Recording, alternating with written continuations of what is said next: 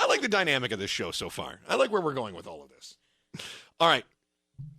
More irresponsible speculation still to come as to the president's visit. But we are going to talk a little bit about what is expected here, as the general thinking is that the president's going to come and he's going to speak and he's going to talk about easing lending requirements. So we're going to talk with Matt Oliver from Lund Mortgage about that right now. We're going to check on traffic first, so give a chance here. Our KFYI East Side, West Side traffic with Steve Trella. Hey, Steve. Hey, Chris. Hey, good morning, Chris Merrill, News Talk, or good afternoon, I guess. Listen, I almost died a couple weeks ago, okay? It's just, I don't even know what time of day it is. It's what happens when you almost die. I'm going to milk this as long as I possibly can. Love it. Love it.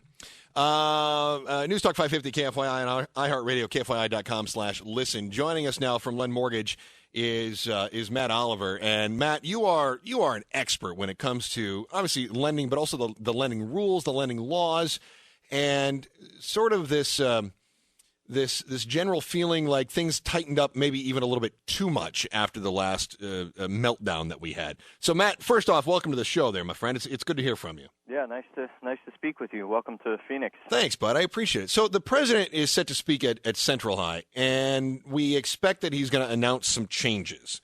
When you hear that, first of all, what is it you expect the president's going to say? And then follow that up with what would you like the president to say? I don't know that he's going to say a whole lot that we already haven't heard. They recently changed the government-sponsored enterprises. Fannie Mae and Freddie Mac went to allow 3% for a down payment. It was previously 5%. It's now at 3%. Okay. So they're doing that in hopes to spur first-time home buyers into the market with a lower down payment. Okay. So that got released a couple weeks ago. The only other thing that I've been reading more that they could come out with is trying to lower the monthly mortgage insurance on FHA loans. Right now they're pretty pricey on an FHA loans, and FHA loans are a good area to let first-time home buyers back into the market. Again, low down payment. Your rate's going to be a little bit higher, but the down payment's going to be lower, right? Yeah. FHA is 3.5% down, so they're kind of competing now. The conventional loans versus FHA loans. Okay, the with FHA and the mortgage insurance that they have on that, why would somebody go with the FHA at 3.5 when they could get the Fannie Mae at 3%? Well, the difference is FHA rates are actually significantly lower than conventional rates, but in our state, with the crisis that we had back in 07, 08, 09, right, more people had credit discrepancies that FHA is more lenient with. Okay.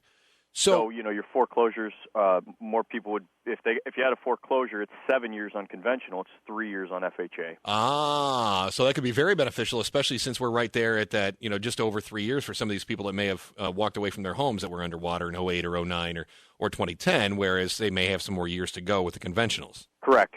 So if they were able to lower that FHA mortgage insurance premium, it may allow people to buy more homes, buy more of a higher priced home and still afford the payments. Okay. That's hopefully I would like to see something on that. So Matt Oliver from Lund Mortgage is joining us right now, and you talk about easing those things. Did things get too tight after the meltdown, or did they need to tighten up a great deal? And now this is just sort of the natural evolution of loosening a bit as the people with money have purchased their homes, and now we're kind of left back with first-time home buyers and those that may not have money for a down payment. Yeah, I think it did. We had obviously little regulation back in the heyday, and then it got really tight. But it's not tight so far so much now as it's a lot of documentation. There's a lot of paperwork that needs to be provided. People are qualifying a lot. I mean, it's simple to qualify with good credit income. The income is the challenge that I see because we have a lot of self-employed people in the state of Arizona, and that's hard for them to qualify income-wise when you're looking at tax returns. Okay. When you're sitting down and you're qualifying somebody, and you say, "Look, you've got to have your 3.5%, and you've got to have this, the qualifying and the income and everything else." What are some of those other options? Self-employment obviously is a big thing. Is down payment still a big challenge? Because housing prices in Arizona are, I got to tell you, they're looking nationwide. They're pretty much in check. They're not out of control. like we see in some of these other states in West Coast if you're California, Washington, or if you're East Coast if you're in New York, or if you're in Maryland or whatever, where things are just astronomical. They're pretty in check here. Are people able to come up with the 3.5%, the 3.5%, the 5%? Well, the crazy thing is on FHA with 3.5% down and conventional on 3% down, it can be a gift from a family member or relative. So the down payment isn't really a challenge that I can see. I mean, they've opened that up to, if you get a gift from a relative, you can buy a home. We need better relatives. Aunt, uncle. I mean, they do fiance. Yeah, heard you say we need better? Yeah, Matt, you and I need to get some good, rich relatives, right? Right. And people kind of give us a hookup. Yeah, that would see. So the down payment part of it is easy, I think. Okay. I don't think that's very tight. Veterans for VA, it's no money down. So it's not really the down payment. It's just qualifying. Qualifying income-wise is a challenge because you have some people that have two jobs right now with the economy. They're maintaining two jobs or part-time jobs. Mm-hmm. There's a timetable on qualifying with that kind of income. So talk to me then about this. Because I've heard this before. People say the economy, what it is, but the with the exception of the national debt and the deficit we're operating in, which is kind of craptacular. The jobs continue to get more and more people are employed, and consumer confidence continues to grow. Do you see that making a change here in this coming year? Do you see, hopefully, this economy growing at an even, I don't want to say faster rate, but maybe a safer, steadier rate? The challenge that I think needs to get figured out, I don't know how it will, but is wage growth. I mean, as you know, we're at a lower pay scale right now than we were 5 years ago. Yeah, I'm not. I'm super rich, man. Well, that's the challenge that's involved with most people is maintaining a decent salary that can afford this stuff, because we're not really seeing any challenges yet with the student loan stuff. I would Which say, was a big fear, I know. Yeah, no, it is a big fear. We hear about it constantly, but that's not really a challenge at this point yet. People can still go out and buy a home. It just depends on their debt to income mostly. That would be the most challenging part. Do you see? Is that student loan? Is that the next thing you see? As so many people have talked about? Do you see that as being the next bubble? I guess that we need to be concerned with. It's going to depend on how the president handles that stuff. I mean, there's been a lot of talk of forgiving that student loan debt. That would, I mean, I don't know how that'd be crazy, tough on some banks, wouldn't it? Yeah.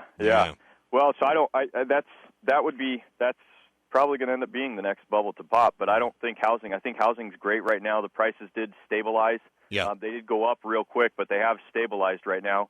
Rates are, of all things, they stopped quantitative easing at the end of October.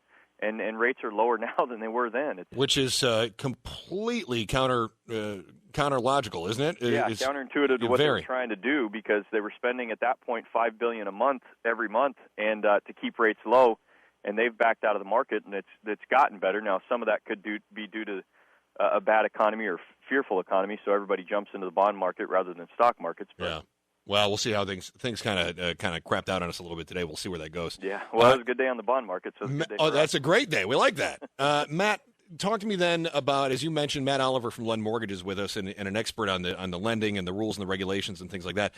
Matt, as you mentioned, VA, you can get zero down loans. I think Navy Federal Credit Union has some zero downs. I think there are some other zero down programs out there. But do you see things loosening up as much as they did pre-2006 or 2005 or whatever else it is? Do you see us getting back to a place where banks are willing to take huge risks to do these loans? No, not at all. Not at all. I mean, obviously, the big thing that could be useful today would be like some of the stated income for the self-employed borrowers. Mm-hmm. There are some programs out there, but you're taking a significantly higher interest rate, and you got to have a lot more skin in the game, a lot more money for a down payment. I don't think we'll get back to that easing at all.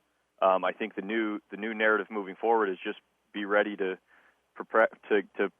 provide every document possible: bank statements, pay stubs, W-2s, that kind of paperwork. I got to tell you, it was so nice back in the day. I'm going to remember the good old days when I could go in and I could have zero down, and I could still get a rate that was super low. And well, the 3% down with a gift is almost like that. Well, it is. You're right. I mean, it is. It's just at that point you got to show your ability to repay back the mortgage on a monthly basis. Yeah.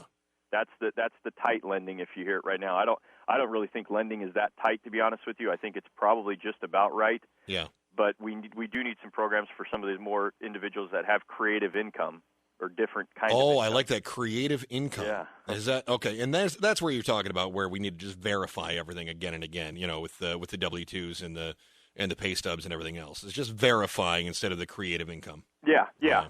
All right, very good. Matt Oliver, Lund Mortgage. Matt, thanks so much for the information today. I appreciate it, bud. Thank Take you care. very much. Good luck. It's going to be a great year for you, I think. Good year. Good year, my man. Good year. Positive attitude, right? I like that. Okay, positive. Like it.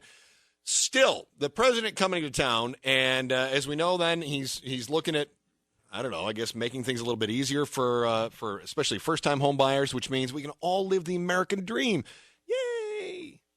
Now, remember, when Clinton wanted to do that, that's kind of what led us to that last bubble burst. But, Matt just pointed out, I don't think we're going to get to that point again. I think hopefully banks learned their lessons. My concern is always that the banks that learned their lessons are the ones that went under, and the ones that didn't learn their lessons got bailed out. So, as Matt pointed out, the investors have to have skin in the game, but it's nice to have the bank have some skin in the game too. And that takes us back to conversations we've hashed out for the last 7 years over how we should have dealt with the bubble burst and the mortgages there. All right, the president coming to town, and we're talking a little bit about the logistics then too of a president making a visit to a high school. And we'll continue to kind of dive into that. We'll get your feedback as well. You're always welcome on the program at 602-260-KFYI, 602-260-KFYI.